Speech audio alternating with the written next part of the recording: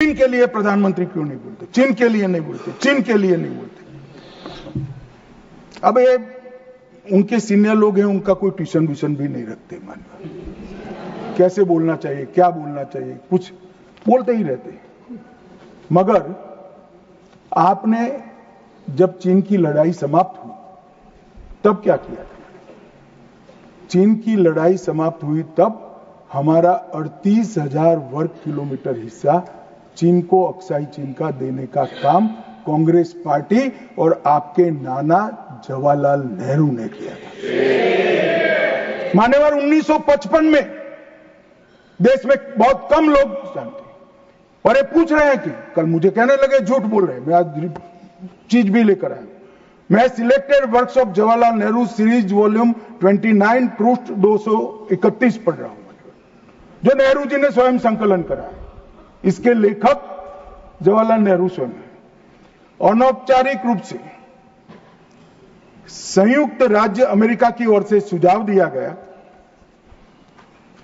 कि चीन को संयुक्त राष्ट्र से तो संबंध किया जाए, यूएन में उसको मेंबरशिप दी जाए, परंतु उसको सुरक्षा परिषद में नहीं और उसकी जगह भारत को देना चाहिए। साहब, कोई भी देश का प्रधानमंत्री होता, धन्यवाद करता और भारत सुरक्षा परिषद में मेंबर बन जाता। आज मोदी जी जो प्रयास करते थे, करने की जरूरत भी नहीं पड़ती, हमारे पास भी वीटो होता। परंतु इन्होंने क्या कहा, हम स्वीकार नहीं कर सकते। चीन जैसे महान देश को सुरक्षा परिषद में नहीं रखते हैं तो सुरक्षा परिषद के मायने ही नहीं रहते। ये मान्यवर कांग्रेस का चरित्र। कल हमें सवाल पूछे थे, और चलो नाना तो बहुत दूर की बात है। इन्होंने मान्यवर एक प्रकार से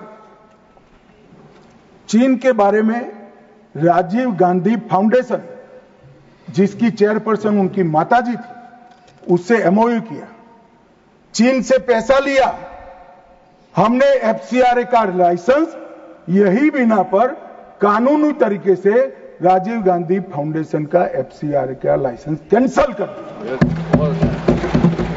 क्या राहुल गांधी देश की जनता को एक प्रेस कॉन्फ्रेंस करके बता सकते हैं कि चीन के साथ क्या एमओयू हुआ था?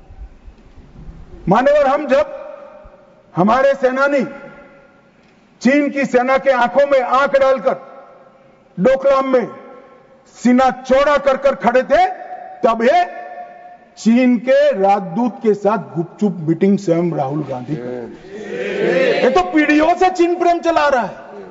हिंदी चीनी भाई भाई से शुरू हुआ, सोनिया गांधी के राजीव गांधी फाउंडेशन से गुजरता हुआ चीन के राजदूत की मीटिंग तक आया।